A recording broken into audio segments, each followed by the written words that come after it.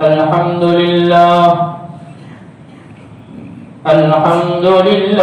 نحمده ونستعينه ونستغفره ونؤمن به ونتوكل عليه ونعوذ بالله من شرور أنفسنا ومن سيئات أعمالنا من يهده الله فلا مضل له ومن يضلله فلا هادي له ونشهد أن لا إله إلا الله وحده لا شريك له ونشهد أن سيدنا ونبينا ومولانا محمدا عبده ورسوله صلى الله تعالى عليه وعلى آله وأصحابه أجمعين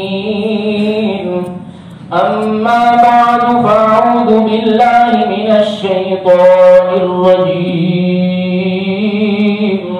بسم الله الرحمن الرحيم وإن يونس لمن المرسلين إذ أبق إلى الفلك المشحون فساهم فكان من المدحضين فالتقمه الحوت وهو مليم فلولا أنه كان من المسبحين للبث في بطنه إلى يوم يبعثون فنبذناه بالعراء وهو سقيم صدق الله العظيم.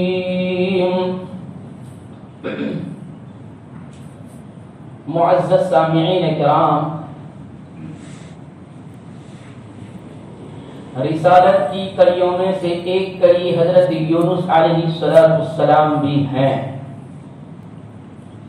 جس کا ذکر اللہ تبارک و تعالی اس سورہ شریفہ میں فرما رہے ہیں۔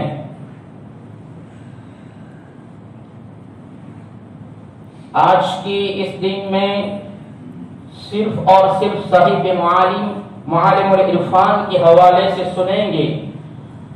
انشاءاللہ زندگی رہی تو آئندہ کل صاحب تبیان القرآن اور صاحب در منصور اور دیگر مفسرین حضرت یونس علیہ السلام کے بارے میں مختلف روایت بیان کر رہے ہیں، وہ انشاءاللہ گوش گزار کی جائے گی۔ فرمایا گیا حضرت یونس علیہ السلام بھی پیغمبروں میں سے ہیں اور صاحب وحی ہیں۔ اللہ تبارک و تعالیٰ نے حضرت یونس علیہ السلام کو صحیفہ بھی دیا ہے، اور تورات میں، بائبل میں اس کو صحیفہ یوناح یا صحیفہ یوناف کے نام سے شامل کیا گیا ہے۔ فرمایا گیا بائبل میں پہلے 5 باب جو ہیں وہ تورات کے ہیں، اور باقی 39 صحیفے دوسرے نبیوں کے بائبل میں ذکر کیے گئے ہیں، جس میں سے حضرت یونس علیہ السلام کا صحیفہ بھی بائبل میں ذکر کیا گیا ہے۔ حضرت یونس علیہ السلام کا ایسے تو وطن اصلی شام و فلسطین ہے، لیکن اللہ تبارک و تعالیٰ نے عراق کا ایک صوبہ، ایک راجیہ موصل ہے، وہاں دریائے فرات ہے، اس دریائے فرات کے ساحلی کنارے پر اس کے ارد گرد ایک شہر تھا جس کا نام تبارک و تعالیٰ نے حضرت یونس علیہ السلام کو نبی بنا کر مبعوث فرمایا، وہاں بھیجا۔ تو اس طریقے سے حضرت یونس علیہ السلام نے نینوا شہر کو اپنا وطن اقامت بنایا اور شام و فلسطین سے ہجرت کر کے نینوا پہنچے، عراق کے اس علاقے میں۔ فرمایا حضرت یونس علیہ السلام حضرت مسیح عیسیٰ ابن مریم علیہ السلام سے تقریباً 850 سال پہلے اس دنیا میں مبعوث ہوئے۔ ان کی نبوت کا زمانہ حضرت عیسیٰ سے 850 سال پہلے تقریباً ہے۔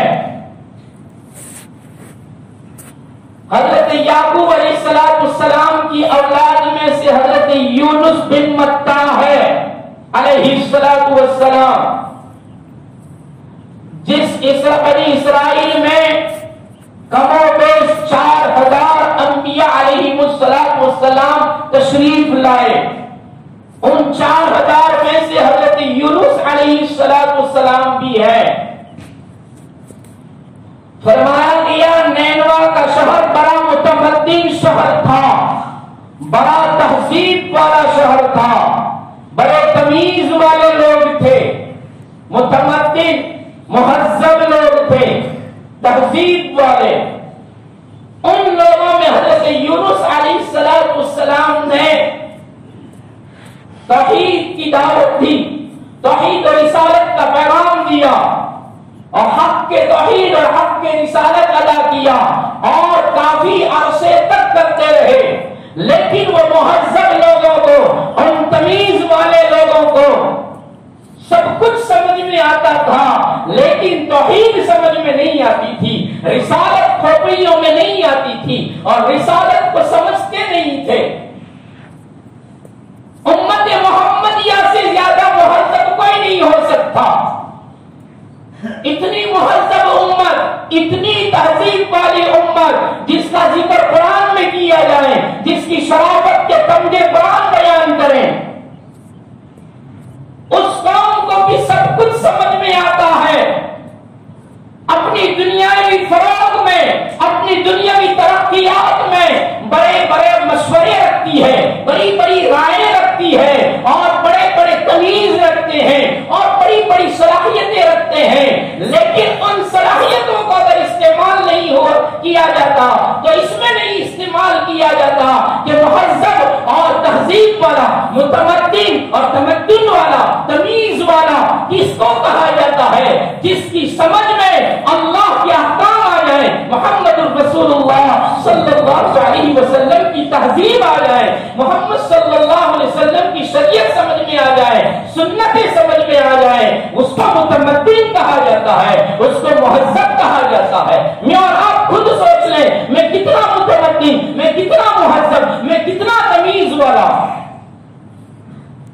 وہ متمدن قوم کو عرصے تک حضرت یونس علیہ السلام سمجھا رہے ہیں، ان کی سمجھ میں نہیں آیا تو آخر میں اللہ نے حکم دیا حضرت یونس علیہ السلام کو کہ اس قوم کو آخری مرتبہ وعید سنا دے اور ان کو کہہ دے کہ اگر مانتے ہو تو فتیحہ، نہیں مانتے ہو تو انتظار کرو اللہ کے عذاب کا۔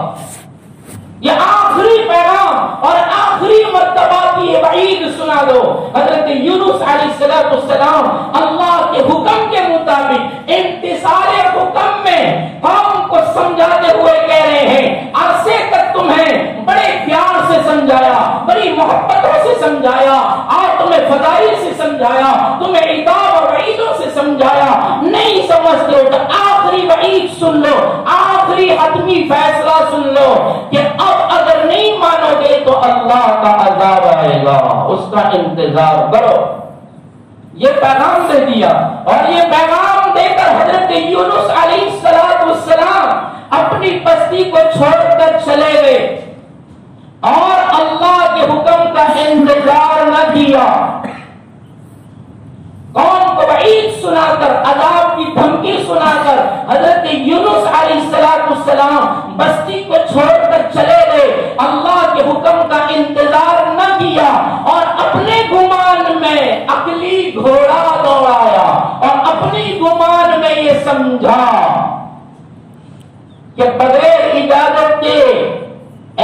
نافرمان قوم کے بیچ میں سے اس بستی کو چھوڑ کر چلے جانے سے اللہ کے عتاب اور اللہ کی گرفت میں نہیں آ سکتا.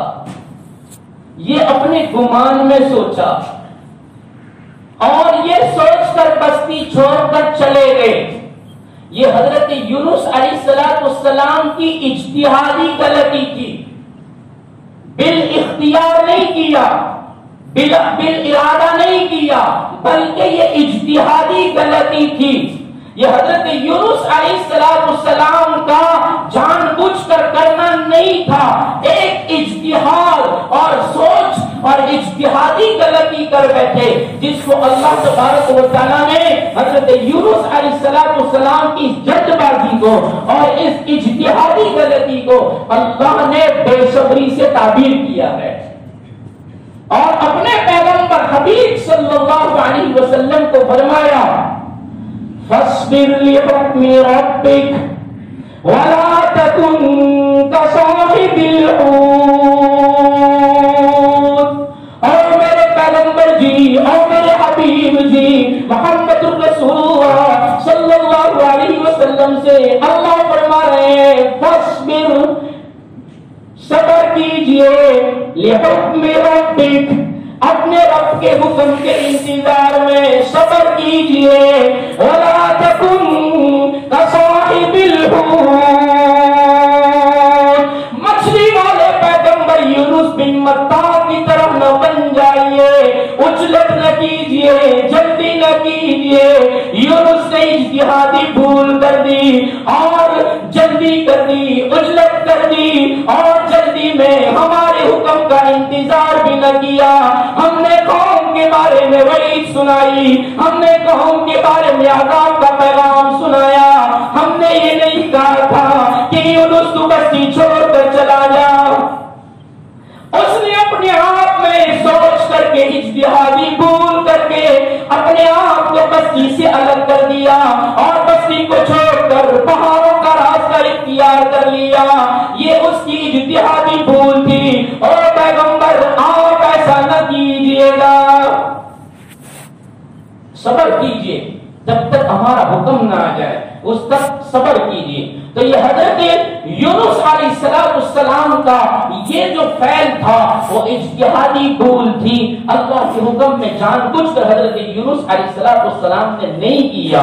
اور اگر یہ معمولی اور اجتہادی بھول اگر عام لوگ کرتے ہیں تو اس پر اللہ کی پکڑ نہیں آتی, لیکن پیغمبر اور انبیاء یہ اللہ کے برگزیدہ بندے ہوا کرتے ہیں اور برگزیدہ بندوں کی چھوٹی سی بھول بھی اور اجتہادی غلطی پر بھی ان کی پکڑ کی جاتی ہے. جیسا کہ مفسرین فرماتے ہیں احد کے موقع پر جب کہ اللہ کے رسول صلی اللہ علیہ وسلم صرف 700 صحابہ 300 کو دگا دے کر دھوکہ دے کر بے وفائی کر کے بیچ راستے میں سے منافقین 300 واپس ہو گئے. 1000 میں سے 300 کے چلے جانے پر صرف 700 جانثار باقی رہے اور ادھر 3000 کا لشکر ہے اور 3000 کے مقابلے میں 700 کچھ نہیں ہوا کرتے.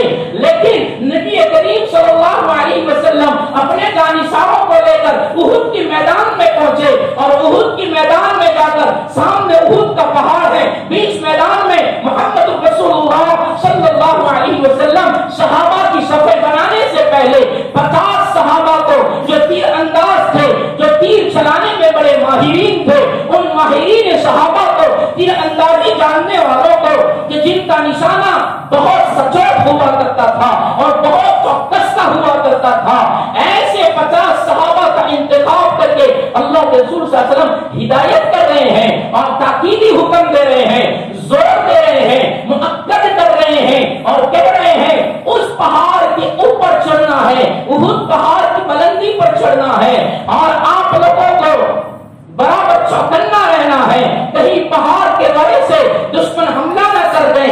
ہم یہاں 650 جو ہیں وہ ان سے مقابلہ کریں گے, تم 50 سے اوپر رہنا ہے اور اگر شکست ہو یا فتح ہو, جیت ہو یا ہار ہو, جب تک تمہارا نبی نہ کہے وہاں تک مت اترنا. یہ ہدایت تھی اور تاکیدی ہدایت کہ جب تک میں نہ کہوں وہاں تک اوپر سے مت اترنا. ان 50 کو وہاں رکھ دیا اور جب جنگ ہوئی اور جنگ کے اندر یہ چھوٹی سی اور قلت والی جماعت نے جب اس کثیر تعداد کو شکست دے رہی ہے اور وہ کثرت والے بھاگ رہے ہیں اور دم دبا کر جا رہے ہیں, اپنے سامان و اسباب کو چھوڑ کر جا رہے ہیں اور سارے مسلمان ان سب مال غنیمت کو, ان کے چھوڑے ہوئے سامان کو, ان کی چھڑی ہوئی چیزوں کو جب جمع کر رہے ہیں تو اوپر والے وہ پہاڑ کی چوٹی والے دیکھ کر کہہ رہے ہیں فتح ہو گئی اور ان کی شکست ہو گئی. اترو سارے مسلمان, یہ مال غنیمت جمع کر رہے ہیں اور مال غنیمت لے رہے ہیں, ہم بھی اتر کر ہم بھی ان کا ساتھ دیں اور ان دشمنوں کا مال ہم بھی چننے میں لگے اور ان کو جمع کرنے میں لگے. ان کے امیر عبداللہ بن جبیر, ایک عبداللہ بن زبیر سا سے ہیں اور ایک عبداللہ بن جبیر جیم سے ہیں. فرمایا عبداللہ بن جبیر نے فرمایا نیچے مت اترو, اللہ کے حبیب صلی اللہ علیہ وسلم نے ہمیں تاکید کے ساتھ کہا ہے جیت ہو یا ہار ہو جب تک ہم نہ کہیں وہاں تک اوپر سے مت اترنا. ساتھی کہہ رہے ہیں ارے یہ ہم دیکھ رہے ہیں کہ جیت ہو گئی, ہم جیت گئے, فتح مل گئی, دشمنوں کا مال جمع کیا جا رہا ہے, پھر ہمیں انتظار کس بات کا, ہمیں اتر جانا چاہیے. بار بار کہنے پر بھی نہ مانے اور صرف 10 اوپر رہ گئے, 40 نیچے اتر آئے اور پھر اس کے بعد وہ 10 میں سے بھی اتر آئے. عبداللہ بن جبیر اکیلے رہ گئے پہاڑ پر. اس بھول کی وجہ سے دشمنوں نے پہاڑ کے ورے سے پہاڑ کی چوٹی کو خالی دیکھا, پھر اندازوں کو نہ دیکھا اور پہاڑ کے ورے سے آئے اور ورے سے آ کر پیچھے سے آ کر حملہ کیا. اور یہ مسلمان تو غفلت میں تھے, مال غنیمت جمع کر رہے تھے تو ان کی پشتیں پہاڑ کی طرف تھی اور وہ تیر والے دشمن وہ اوپر تھے, انہوں نے اوپر سے تیر چھوڑنا شروع کر دیا. مسلمانوں میں افراتفری مچ گئی اور مسلمانوں میں ایک بھاگ دوڑ مچ گئی جس کی وجہ سے 70 صحابہ شہید ہو گئے. یہ بھول کی وجہ سے, اور یہ بھول بھی فرمایا گیا صحابہ کی اجتہادی بھول تھی. انہوں نے اپنے دماغ میں یہ سمجھا اور اس اجتہادی بھول کی وجہ سے اللہ نے اپنے پیغمبر صلی اللہ علیہ وسلم کو فرمایا اپنے صحابہ کو معاف کر دو, اس لیے کہ یہ ان کی اجتہادی بھول ہے, جان بوجھ کر نہیں کیا ہے. انہوں نے یہ دیکھا کہ جیت گئے, اس لیے ان کے دماغ میں یہ بات آئی اور یہ اجتہادی بھول ہو گئی جس کی وجہ سے نقصان ہو گیا. ان کو معاف کر دو. اللہ کے رسول صلی اللہ علیہ وسلم نے پھر ان صحابہ کو معاف بھی کیا ہے. ایسا ہی حضرت کعب بن مالک رضی اللہ عنہ کے ساتھ بھی ہوا کہ مال کی کثرت نے, سواری کے مہیا ہونے نے اس بات میں غفلت میں ڈال دیا. وہ تبوک میں گئے ہیں, اپنے پاس سواری ہے, اپنے پاس یہ ہے, وہ ہے, ایسا ہے, ویسا ہے, ہم بعد میں پہنچ جائیں گے. ساتھی فجر کے بعد گئے, یہ کہتا ہے جمعہ کے بعد جاؤں گا, تھوڑا کام باقی ہے, کام نپٹا کر جمعہ کے بعد پہنچ جاؤں گا. جس مسجد میں گئے, جس گاؤں میں گئے, جس علاقے میں گئے, میں پہنچ جاؤں گا. کعب ابن مالک نے بھی یہی سوچا کہ ہمارے پاس مال ہے, سواری ہے, ہم ان کو راستے میں پکڑ لیں گے, اور اسی سوچ میں رہے. کام نکلتے رہے, کام بنتے کام اور نکلتے رہے, نہیں پہنچ سکے اور وہ تبوک میں بھی پہنچ گئے, تبوک سے واپس بھی آ گئے. 50 دن کا سفر بھی طے ہو گیا, چلا پورا ہو گیا اور 7 دن کا سفر پورا کر کے وہ لوگ واپس بھی آ گئے. کعب ابن مالک سوچ رہے ہیں یہ بھول ہو گئی ہے. چاہتا تو منافقین کے کہنے پر, ان دشمنوں کے کہنے پر میں چپل لسانی سے جھوٹ بول کر بہانہ بنا کر نبی سے چھوٹ سکتا تھا, لیکن نبی سے جھوٹ بول کر چھوٹ جاتا, اس کو کیا جواب دیتا. اس لیے میرے ایمان کے تقاضے نے, میرے اندر کے ایمان نے مجھے گدگدی کی اور مجھے کہا کچھ بھی ہو جائے سچ بولنا ہے, اور کہہ دیا یا رسول اللہ اس مال کی فراوانی نے, ان سواریوں کی تیاریوں نے ہمیں اسی گمان میں رکھا پہنچ جائیں گے, پہنچ جائیں گے. تیز رفتار اتری ہے, تیز رفتار سواری ہے, لیکن الجھ گئے اور ایسے الجھے کہ ہم آ ہی نہ سکے. اللہ کے رسول صلی اللہ علیہ وسلم نے کہا الگ ہو جاؤ, اجتہادی بھول ہے کعب ابن مالک کی، اجتہادی بھول، جان بوجھ کر ایسا نہیں کیا تھا، دماغ میں سوچا ایسا کر لیں گے اور اسی سوچ میں نہ جا سکے، 50 دن تک گرفت ہوئی، بڑوں کی چھوٹی بھول بھی بڑی سمجھی جاتی ہے اور اس پر عتاب ہوتا ہے۔ کعب ابن مالک جیسا صحابی جلیل القدر صحابی ہے، اللہ کے رسول صلی اللہ علیہ وسلم کا بہترین صحابی ہے، اس صحابی کی اس چھوٹی سی اجتہادی بھول پر اللہ نے 50 دن تک کی سزا دی، اور ایسی سزا کہ حضرت کعب ابن مالک فرماتے ہیں زمین کی کشادگی کے باوجود بھی لگتا تھا کہ زمین ہم پر تنگ ہو گئی۔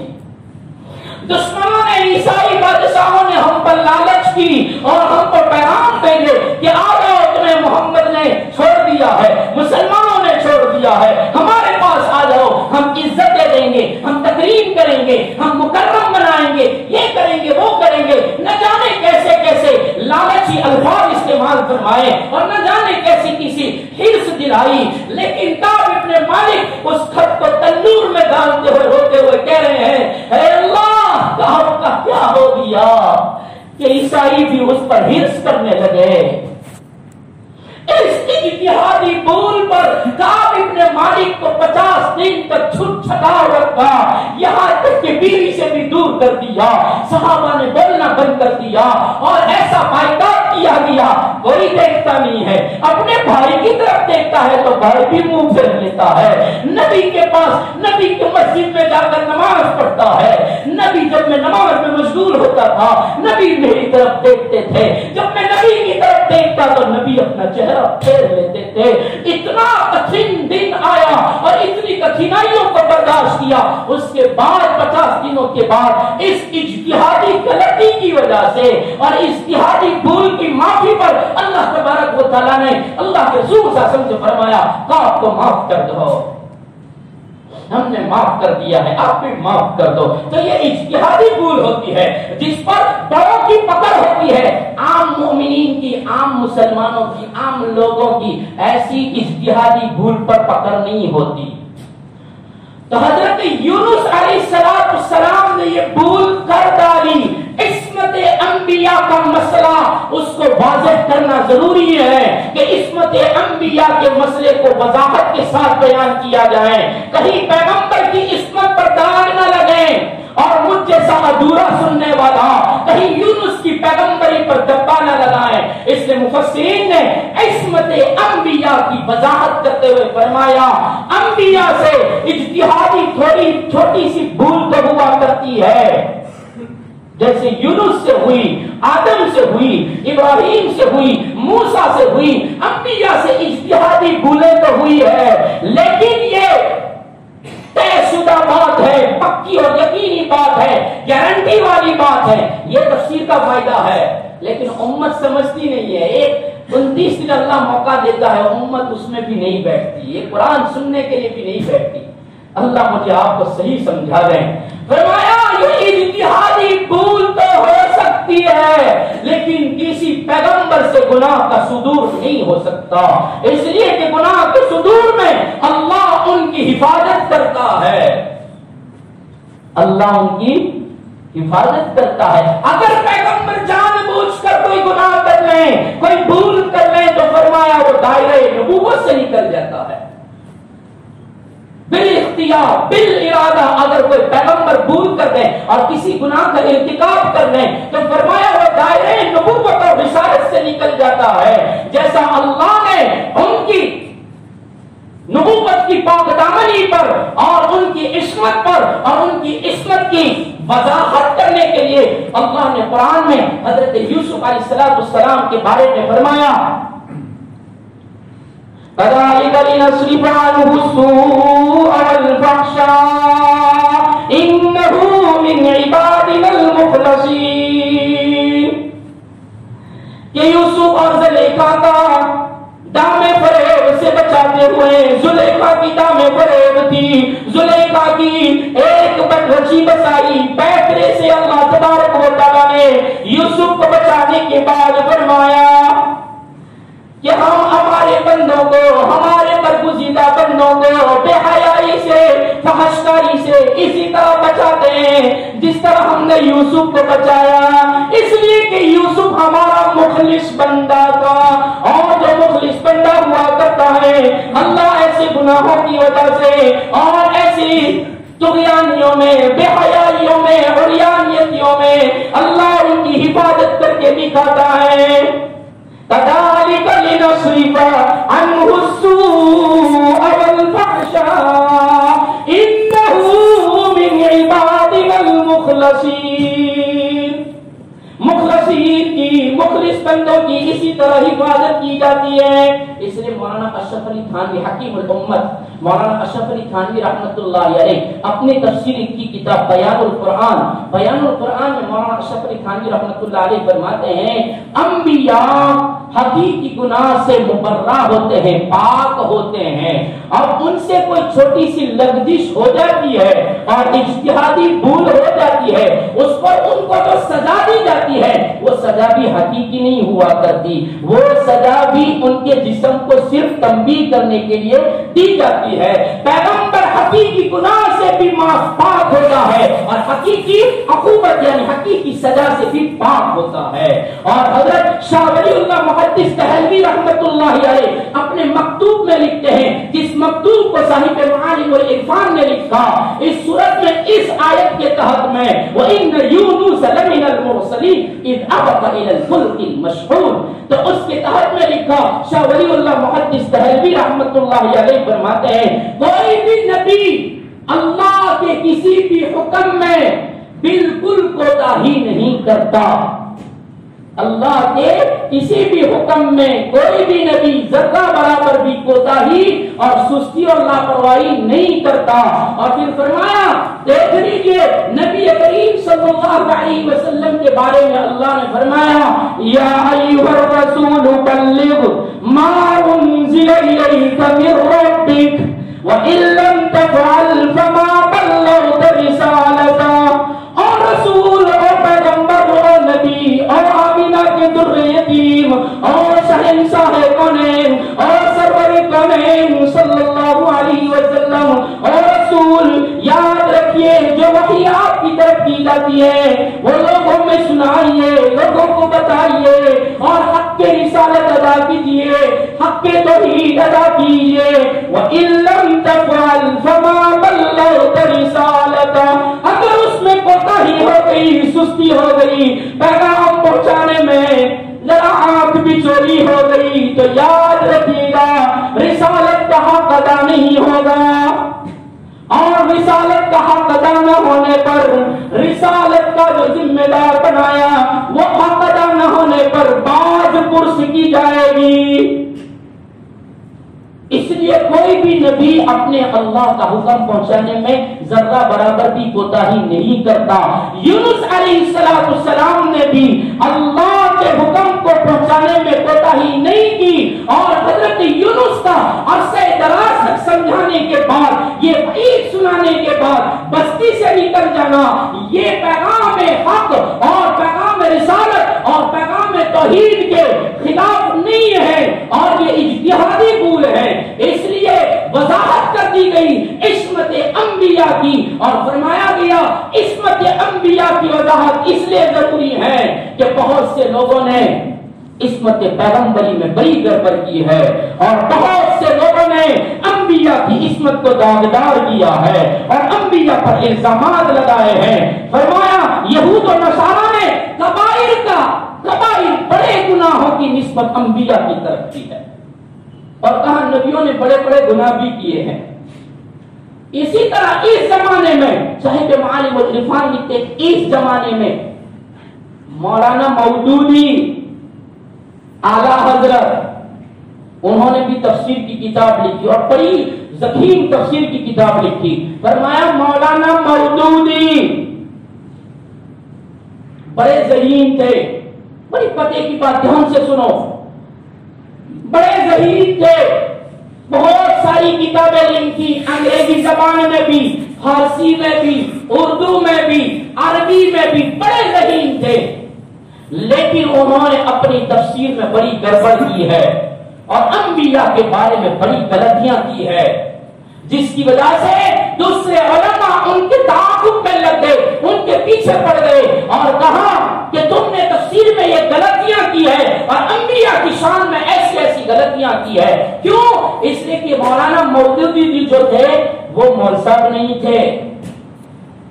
ہاں، انہوں نے اپنا زانوئے تلمس کسی کے سامنے طے نہیں کیا، کسی استاد کے پاس نہیں پڑھے ہیں. انہوں نے کتاب کے ذریعے سے علم حاصل کیا، کتابیں پڑھتے تھے اس سے علم حاصل کیا اور اپنی ذات سے کتابیں پڑھ کے مطالعے کر کے اپنے آپ کو مولوی بنا دیا. اور جو بغیر کتاب، بغیر استاد کے، بغیر تعلیم لیے ہوئے زانوئے تلمس کسی کے سامنے رگڑے بغیر کوئی کتابیں اور اخبارات اور رسالے پڑھ کر کوئی عالم بنتا ہے، وہ ضرور گڑبڑ کرتا ہے. آج یہ امت بھی چند کتابیں پڑھ کر مولصبوں کے سامنے بھی مناظرہ کرتی ہے. چلنا دیا، دو تین چلے لگائے، 2-4 مہینے لگائے اور وہاں اللہ کے راستے میں فرصت تھی تو کتابیں کھول کر بیٹھے اور 2-4 کتابوں کا مطالعہ کیا. آنے کے بعد مولصب سے ضد کرتے ہیں کہ ہم نے تو یہ پڑھا ہے. ارے اللہ کے بندے، یہ اختلافی مسئلہ ہے، اس میں یہ لکھا ہے، دوسری کتابیں اٹھا کر دے، کتنا ملے گا؟ حضرت الیاس علیہ السلام کے بارے میں ہم نے کتنا سنا، کتنا اختلاف، کتنی اختلافی باتیں. رمضان میں مرنے والا تو وہ منکر نکیر کے سوال ہوتے ہیں یا نہیں ہوتے؟ تو کہا کہ نہیں ہوتے. کسی نے کہا عید کے بعد اس کو اٹھا کر پوچھا جاتا ہے. یہ ساری اختلافی باتیں ہیں. 2-4 رسالے پڑھ کر، 4 کتابیں پڑھ کر، اخبار پڑھ کر مولوی بن جاتے ہیں اور پھر مسئلہ بتانے آتے، پوچھنے بھی نہیں آتے، بتانے آتے ہیں. مولصب مسئلہ اور سے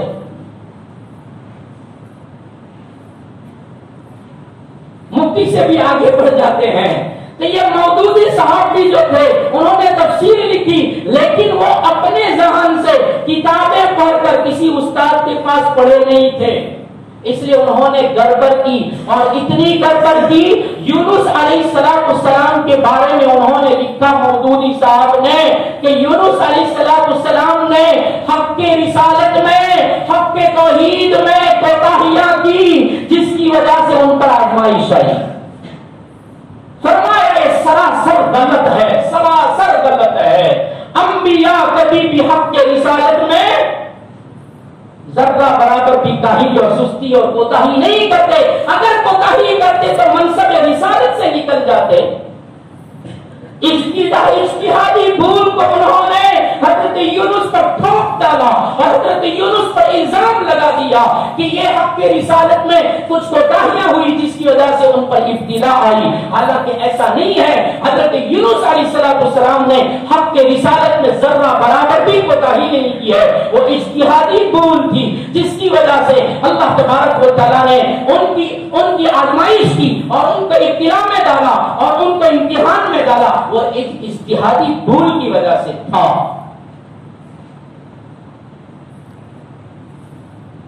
بعض لوگوں نے بعض انبیاء کی دعا کی الفاظ کے اوپر غلط گمان کیا.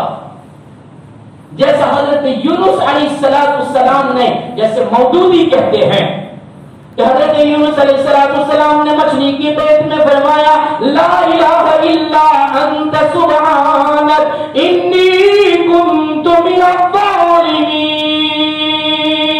تیری ذات پاک ہے سبحانک، تیری ذات پاک ہے، لا الہ الا انت، تیرے سوا کوئی معبود نہیں، تیرے سوا کوئی الہ نہیں، تیرے سوا کوئی خدا اللہ نہیں، تیری ذات پاک مبرہ. لا فرمایا انی کنت من الظالمین، میں ہی ظالم تھا، میں نے اپنے اوپر ظلم کیا. یہ یونس کی دعا تھی. فرمایا ایک قبطی کو مکہ مارنے پر موسیٰ علیہ السلام کا ایک مکہ لگا، قبطی اور فرعونی مر دیا. اس کی پاداش میں حضرت موسیٰ علیہ السلام نے دعا مانگی اور فرمایا قال رب انی ظلمت نفسی فاغفر لی فغفر له. موسیٰ علیہ السلام نے فرمایا اے اللہ مجھ سے میری ذات پر ظلم ہو گیا، میں معافی مانگتا ہوں. فغفر له، اللہ نے موسیٰ کو معاف کر دیا. ایسے ہی حضرت آدم علیہ السلام سے اجتہادی بھول ہو گئی اور وہ درخت ممنوع، وہ شجر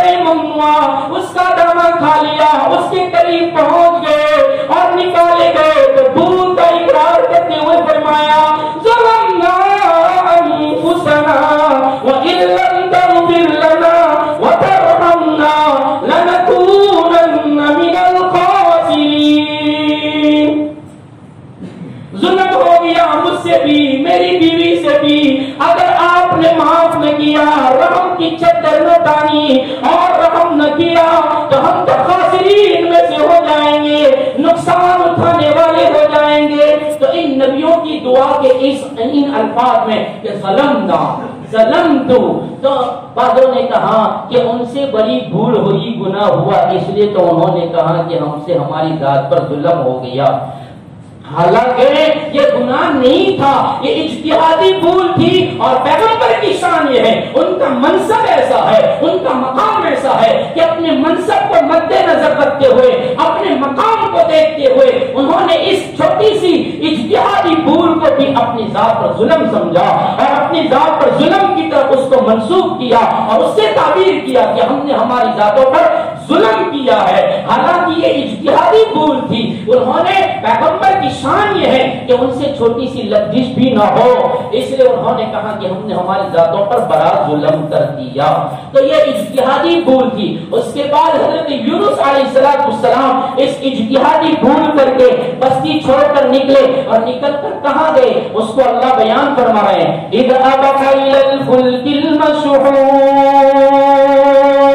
یونس بستی کو چھوڑ کر، بستی والوں کو چھوڑ کر، قوم کو چھوڑ کر، امت کو چھوڑ کر نکلے پہاڑ سے ہوتے ہوئے، پہاڑوں میں بیٹھے یہاں کہاں تک آئیں گے، اللہ کا عذاب آئے گا اور یہ مغضوب قوم بنے گی اور عذاب والی قوم بنے گی، اس لیے یہی اس زمین ہی کو چھوڑ دیتے ہیں اور اس جگہ کو ہی چھوڑ دیتے ہیں، چلتے چلاتے اذ ابق الى الفلك المشحون، سمندر کے کنارے پہنچے، جہاں پہنچ کر دیکھا ایک کشتی مسافروں کو سوار کیے ہوئے کھڑی تھی۔ مسافر سوار ہو گئے تھے اور وہ کشتی ساحل پر کھڑی تھی۔ یونس علیہ السلام پہنچے، اذ ابق کہتے ہیں بگوڑے کو، جو اپنے آقا کو چھوڑ کر جو غلام بھاگ گئے اس کو اباق کہتے ہیں۔ اذ ابق، بھاگ کر کے۔ نبی کریم صلی اللہ علیہ وسلم نے فرمایا جو غلام اپنے آقا کی اجازت کے بغیر اس کو چھوڑ کر چلا جائے، اللہ اس کی نمازوں کو قبول نہیں کرتا جب تک کہ وہ واپس اپنے آقا کے پاس نہ آ جائے۔ اپنی امت کے بارے میں نبی نے فرمایا، میری امت کے بارے میں، کہ جو غلام اپنے آقا کی اجازت کے بغیر بھاگ کر چلا جائے تو اللہ اس کی نمازوں کو، اس غلام کی نمازوں کو قبول نہیں کرتا جب تک کہ وہ واپس اپنے آقا کے پاس نہ آ جائیں۔ حضرت یونس علیہ السلام اللہ کے حکم کے انتظار کیے بغیر بھاگ گئے تھے اور اس سمندر پر پہنچے۔ فرمایا وہ سمندر پر جو کھڑی تھی کشتی، وہ فرمایا یافا نامی علاقہ تھا جس سمندر کے کنارے پر یونس پہنچے۔ اللہ مفسرین کا بھلا کریں، کیا کیا کھول کھول کر بیان فرمایا۔ یافا کے کنارے سے وہ کشتی جا رہی تھی، کہاں تو فرمایا ترسیس کی جانب جا رہی تھی۔ یافا سے ترسیس کا سفر کر رہی تھی یہ کشتی۔ حضرت یونس نے کہا ہمیں بھی اس میں سوار کر لو، یہ ترسیس جائے گی، جہاں بھی جاتی ہو ہمیں اس میں سوار کر لو، ہمیں یہاں سے لے چلو۔ بس اس کشتی میں حضرت یونس علیہ السلام سوار ہو گئے۔ ملاحوں نے کشتی کو تھپیڑے دینا شروع کیا اور ملاحوں نے اپنی ملاحی شروع کی، اپنے اوزار کو چلانا شروع کیا پانی کی تھپیڑوں میں اور موجوں میں۔ وہ اپنے اوزار لگا رہے ہیں اور ملاحی کر رہے ہیں، کشتی چل رہی ہے۔ اللہ کی قدرت کے کرشمے دیکھیے، فرمایا مفسرین نے بیچ سمندر میں وہ کشتی پہنچی اور خود بخود وہ کشتی ٹھہر گئی۔ ملاح اس کو چلانے کی کوشش کرتے ہیں، اپنے اوزار اپنے سامان لگا رہے ہیں، اپنی ساری طاقت خرچ کر رہے ہیں اور اپنی علم میں جتنا بھی تھا وہ سارا اس کشتی کو بنانے میں اور اس کشتی کو چلانے میں خرچ کر رہے ہیں، اپنی ساری صلاحیت کھپا دی، لیکن کشتی ذرہ برابر بھی نہیں چل رہی ہے، نہ ڈوب رہی ہے نہ چل رہی ہے، وہی ٹھہری ہوئی ہے اور دوسری کشتیاں اس کے پاس سے آتی جا رہی ہے، آتی بھی ہے جاتی بھی ہے، یہ نہیں چلتی ہے۔ دوسری کشتی والے کہہ رہے ہیں تمہاری کشتی کیوں نہیں چلتی؟ تب اللہ کہتے ہیں کیا معلوم یہ بیچ میں آ کر ٹھہر گئی، یہاں تک تو برابر صحیح چلی تھی لیکن بیچ سمندر میں ہوا ہے، اب کیسے اس کو درست بھی کیا جائے؟ ان ملاحوں نے کہا لگتا ہے اس کشتی میں بوجھ زیادہ ہے، وزن زیادہ ہے، اس لیے اس کشتی میں سے کسی ایک آدمی کو سمندر میں پھینک دو تاکہ بوجھ ہلکا ہو جائے۔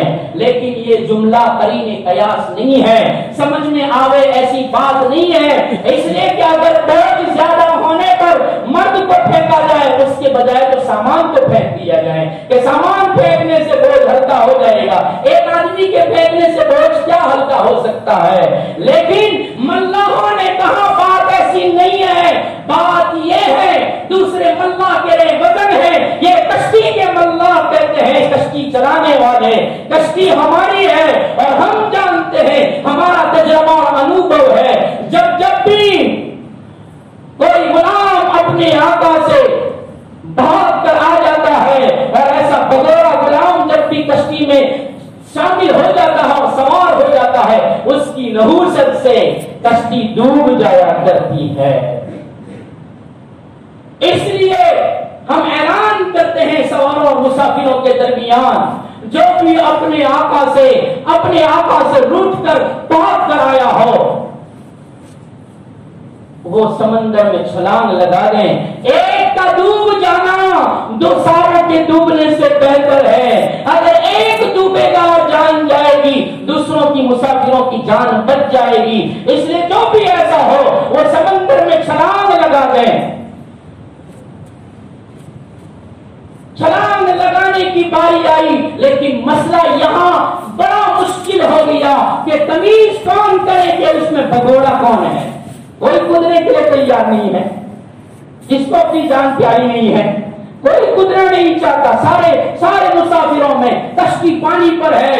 ارے اللہ کرے جلدی کرو، لگتا ہے کشتی ڈوب جائے گی، ہمیں خطرہ ہے کہ سب کی جانیں جائے گی، کود پڑے، کوئی نہیں نکلتا، جس کو قرآن بیان فرما رہے ہیں فَسَاهَمَ فَكَانَ مِنَ الْمُدْحَضِينَ۔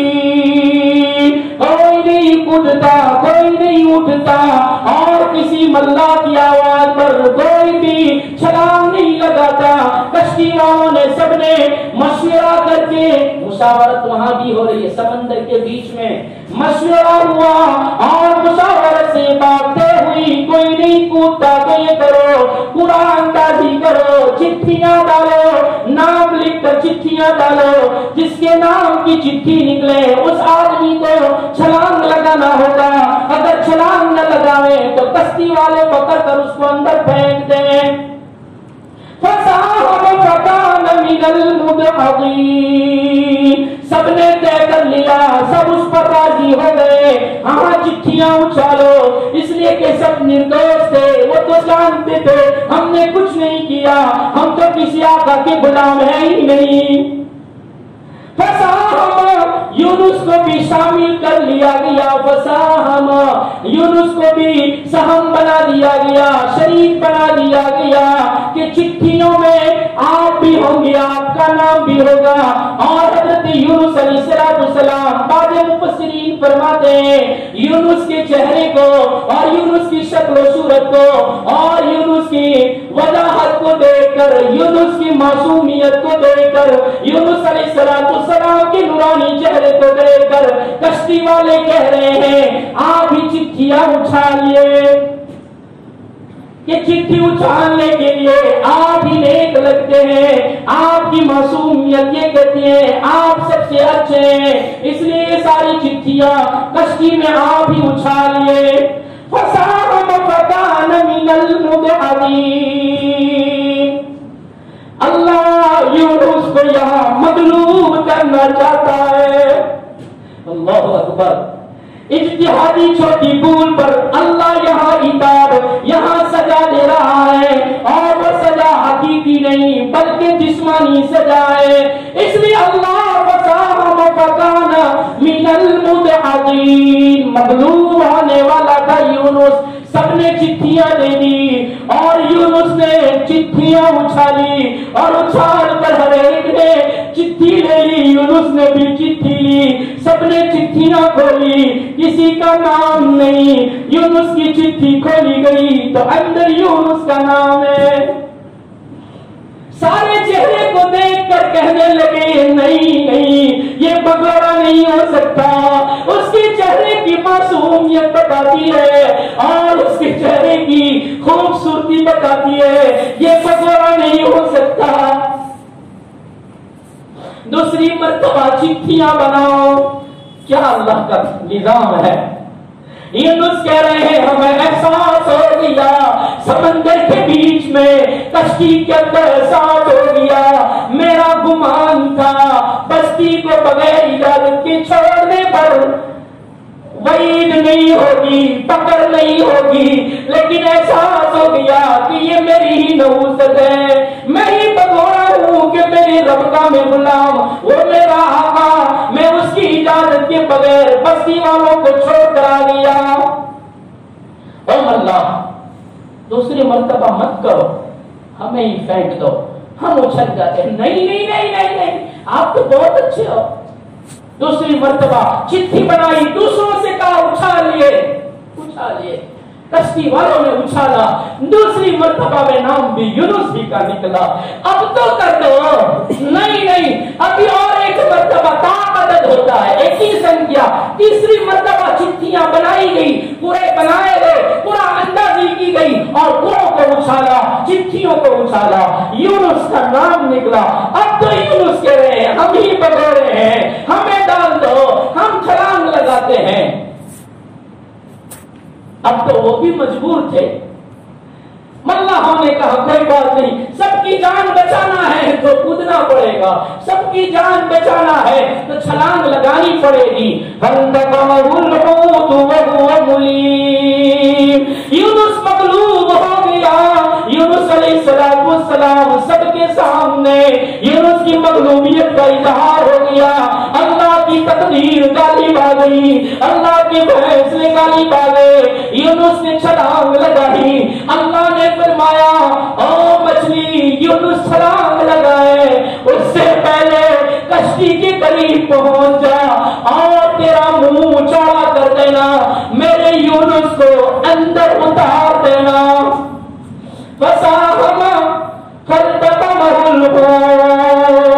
यूनुस ने छलांग लगाई। यूनुस कह रहे मुझे अंदर डालो, तो इस मुंह के बल मत डालना बल्कि पांव के बल डालना। ये तफसीर, मुझे पांव के बल डालना यानी अंदर डालना है, कश्ती से ऐसे सड़का देना। इस तरह मत फेंकना कि मुंह उधर जाए, इस तरह फेंकना कि पांव उधर जाए। और जैसे ही कश्ती पर से पांव की तरफ से सरकाया, इधर मछली इंतजार में थी। दूसरे मुफस्सिर ने जो रिवायत बयान की है इंशाअल्लाह आइंदा कल सुनेंगे कि वो मछली कहां तक आई थी, कैसे आई थी, वो भी सुनेंगे इंशाअल्लाह। ये मछली ने मुंह खोला था,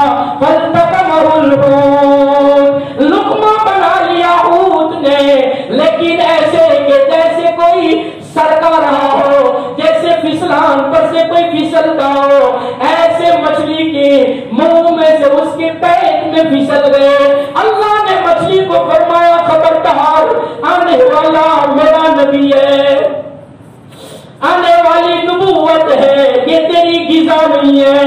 ये तो मेरे यूनुस को उसकी इज्तिहादी भूल पर उसको जिस्मानी तकलीफ देना है, हकीकत की सजा नहीं है। इसलिए मेरे यूनुस की हड्डी भी टूटनी नहीं चाहिए, मेरे यूनुस बदन के किसी हिस्से में कोई जख्म नहीं आना चाहिए।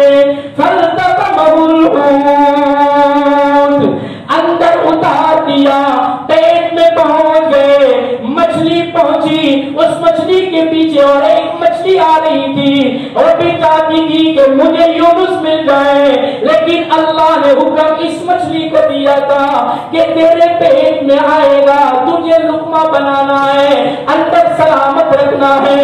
वो मछली आगे बढ़ गई और उस मछली ने यूनुस को अपने अंदर उतार लिया।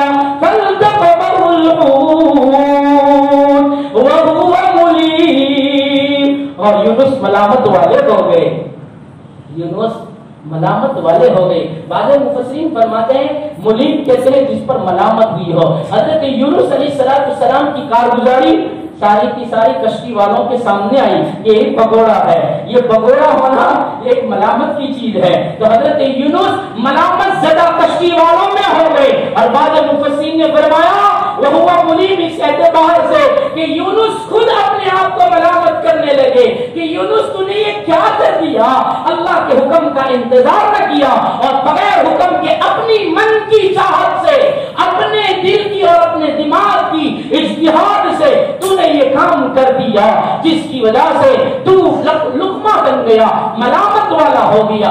مچھلی نے حضرت یونس علیہ السلام کو اپنا لقمہ بنا کر پانی کی تہہ تک پہنچ گئی، تیرنے نہیں لگی۔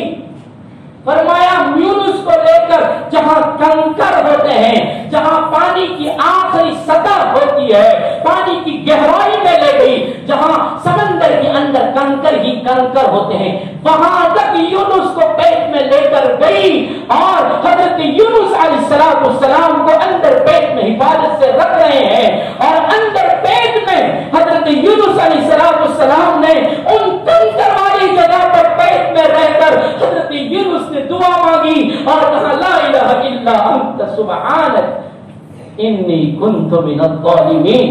عرش کے ارد گرد جو فرشتے تھے ان فرشتوں نے اس ذکر کو سنا، اس ورد کو سنا۔ سمندر کی تہ میں یونس نے مچھلی کے پیٹ میں، مفسرین فرماتے ہیں 3 اندھیریاں تھی، اس لیے کہ یونس پیٹ میں گئے اس وقت رات کا وقت تھا، جب کشتی میں سے مچھلی کے پیٹ میں گئے اس وقت رات کا وقت تھا، تو رات کی اندھیری تھی، مچھلی کے پیٹ میں گئے مچھلی کے پیٹ کا اندھیرا تھا، سمندر کی تہ میں گئے تو تہ کا اندھیرا تھا۔ وہ 3 اندھیریوں میں یونس نے جب اس ورد کو کیا، اس دعا کو مانگا، عرش کے ارد گرد فرشتے تھے، انہوں نے اس ورد کو سنا تو فرمایا یا الہی یہ کیسی آواز آ رہی ہے، یہ دبی دبی آواز کیسی آ رہی ہے؟ اللہ نے فرمایا میرے بندے یونس کا یہ ورد ہے جو مچھلی کے پیٹ میں سمندر کی تہ میں کر رہا ہے۔ فرشتوں نے کہا یا اللہ وہ یونس جو انبیاء میں سب سے زیادہ عبادت کرنے والے تھے، سارے انبیاء میں سب سے زیادہ عبادت کرنے والے حضرت یونس تھے۔ فرمایا صبح میں 300 رکعت نماز پڑھتے تھے اور رات کو سونے سے پہلے 300 رکعت پڑھتے تھے۔ کسی نبی کی سیرت میں نہیں آتا کہ اتنی رکعتیں پڑھتے ہو نماز کی، 600 رکعتیں صرف نفل صبح میں اور سوتے وقت۔ سب سے زیادہ عبادت کرنے والے وہ فرشتے کہے یا اللہ وہ یونس جس کی نیکیاں روزانہ آپ کے دربار میں آتی تھی۔ حضرت اللہ تبارک و تعالیٰ نے فرمایا ہاں میرا وہی یونس ہے جس کی نماز اور جس کی نیکیاں روزانہ آتی تھی۔ فرشتوں نے التجا کی اور فرشتوں نے دعا کی یا اللہ اس بندے کو تو اس مچھلی کی پیٹ سے چھٹکارا دے دے۔ فرشتوں نے دعا مانگی، ادھر یونس نے مانگی، ادھر فرشتوں نے مانگی۔ اللہ کے رسول صلی اللہ علیہ وسلم کی روایت، ترمذی شریف کی روایت ہے، اللہ کے رسول صلی اللہ علیہ وسلم نے فرمایا جو بھی بندہ لا الہ الا انت سبحانک انی کنت من الظالمین والی دعا کو، اس ورد کو جو تکلیف کے وقت میں، مصیبت کے وقت میں پڑھے گا، اللہ ضرور بھی ضرور اس کی مصیبت کو دور کرے گا۔ اپنی امت کو خوشخبری سنائی کہ اس ورد کے ساتھ دعائیں مانگو، اللہ تمہاری مصیبتوں کو دور کرے گا، اللہ تمہارے حالات کو صحیح کرے گا۔ انفرادی کسی آدمی کو اپنی ذات کے اعتبار سے مصیبتیں ہیں تو وہ بھی مانگے، اجتماعی سب کے اوپر حالات ہے، مصیبت ہے، فرمایا اس کا ورد کرو، اس کے ذریعے دعا مانگو، اللہ اس دعا کو ضرور قبول کرتا ہے اور مصیبتوں کو دور کرتا ہے۔ اللہ تبارک و تعالیٰ نے پھر حضرت یونس علیہ السلام کو مچھلی کے پیٹ سے چھٹکارا دیا اور مچھلی کے پیٹ سے کس انداز سے اللہ نے زمین پر پھینکا اور زمین پر پھینکنے کے بعد ان کے لیے کیا انتظام کیے اور یونس کی حالت کیا ہو گئی تھی، مچھلی کے پیٹ میں کتنے دن تک رہے، وہ ساری باتیں انشاءاللہ زندگی باقی رہی تو آئندہ تک سنیں گے۔ اللہ تبارک و تعالیٰ کہنے سننے سے زیادہ عمل کی توفیق عطا فرمائے۔ درود شریف پڑھ لیا جائے۔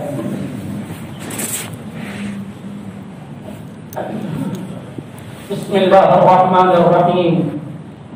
الحمد للہ لک الحمد کلہ، الحمد للہ حمدا کثیرا طیبا مبارکا فیہ، الحمد للہ رب العالمین، الحمد للہ رب العالمین، الحمد لله رب العالمين الحمد لله لك الحمد ولك الشكر الحمد لله لك الحمد ولك الشكر اللهم صل على محمد النبي الأمي وعلى آله وسلم تسليما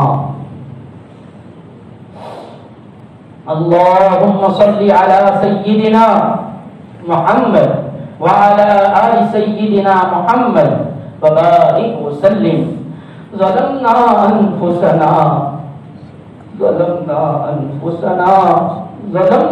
أنفسنا وإن لم تغفر لنا وترحمنا لنكونن من الخاسرين لا إله إلا أنت سبحانك إنا كنا من الظالمين لا إله إلا أنت سبحانك إنا كنا من الظالمين إنا كنا من الظالمين اے اللہ آدم و حوا کی جو اجتہادی بھول تھی جس پر آپ نے 300 سال تک رلایا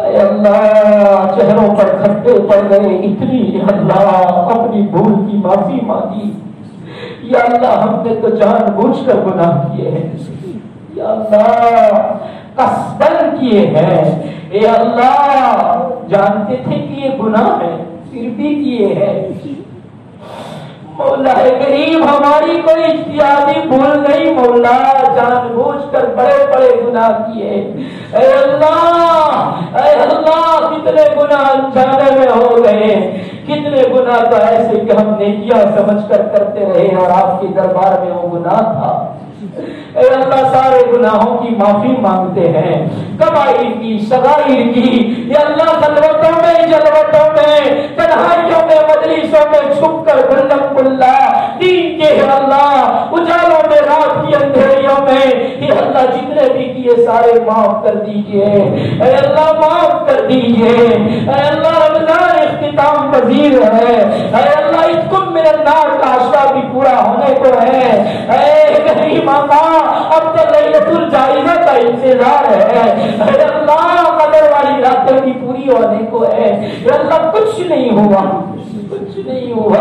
عبادتوں کے اعتبار سے بالکل خالی ہے یا اللہ مبارک مہینوں میں بھی ہم نے تو گناہوں کے ڈھیر لگا دیے یا اللہ آپ و درگزر کے خزانوں کے مالک ہے اب و درگزر کے خزانے انہیں دیجئے اور ہمارے صغائر کبائر سب معاف کر دیجئے یا اللہ یہ مجمع آپ کے سامنے ہاتھ اٹھا کر بیٹھا ہے یا اللہ جس میں علماء کرام ہیں یا اللہ جس میں وارثین انبیاء یا اللہ حفاظ کرام یا اللہ نوجوانان اسلام اپنے سارے تقاضوں کو دبا کر بیٹھے ہیں اے اللہ ادھر عمر والے یا اللہ سفید ریش والے اے اللہ بستی میں رہنے والے شہر سے ارد گرد سے اطراف و اطراف میں سے آنے والے یا اللہ قرآن کی محبت میں آئے ہیں یا اللہ ان سب کا آنا قبول فرمائیے یا اللہ قرآن کا کہنا سننا قبول فرمائیے یا اللہ قرآن کی قصص کا سننا ہمارے لیے عبرت کا یا اللہ عبرت بنا لیجئے اور مولا ہمیں ہدایتوں کا ذریعہ بنا دیجئے اے اللہ یہ ساری باتیں ہماری ہدایتوں کا یا اللہ بہترین ذریعہ بنا دیجئے ہمیں صوم و صلاۃ کی ہدایت دے دیجئے یا اللہ امت کو ایک اور نیک بنا دیجئے یا اللہ امت کی نैاں کو پار لگا دیجئے اے اللہ یونس علیہ السلام کی سواری کی نैاں ایک اجتہادی بھول کی وجہ سے بیچ سمندر میں رک گئی یا اللہ ہماری تو طغیانوں والی کشتی ہے گناہوں سے بری ہوئی لدی ہوئی کشتیاں ہے اے اللہ بھور میں بسی ہوئی ہے حالات کے چکروں میں چکرا رہی ہے یا اللہ مختلف حالات کی شکار ہے اے اللہ اپنے فضل سے ان حالات کو بدل دیجئے یا اللہ ہماری نैاں کو پار لگا دیجئے یا اللہ بیماروں کو شفا دے دیجئے یا اللہ بیماروں کو شفا دے دیجئے یا اللہ روز روز یا اللہ ہزاروں کی تعداد میں لوگ مر رہے ہیں اے اللہ نسل ایمانی پر اور پوری انسانیت پر رحم کھا لیجئے اے اللہ بڑے محسن ہے یا اللہ بڑے رحیم اور کریم ہے بڑے غفور اور غفار ہے اے اللہ ارحم الراحمین ہے آپ اکرم الاکرمین ہے آپ ستار العیوب ہے اے اللہ ہم کو آپ کی صفات جمیلہ کا واسطہ امت پر رحم کھا لیجیے، امت پر رحم کھا لیجیے، امت پر رحم کھا لیجیے یا اللہ۔ رمضان جاتے جاتے یا اللہ ہماری سن لیجیے اور حالات کو سازگار بنا دیجیے یا اللہ، ناسازگاریوں کو ختم فرمائیے یا اللہ، نامناسب حالات کو ختم فرمائیے اے اللہ، مناسب حالات پیدا کر دیجیے یا اللہ۔ جو وبائی مرض میں شہید ہو گئے یا اللہ ان کی شہادتوں کو منظور فرمائیے، جنت الفردوس میں جگہ نصیب فرمائیے یا اللہ، ان کے گھر والوں کو صبر جمیل عطا فرمائیے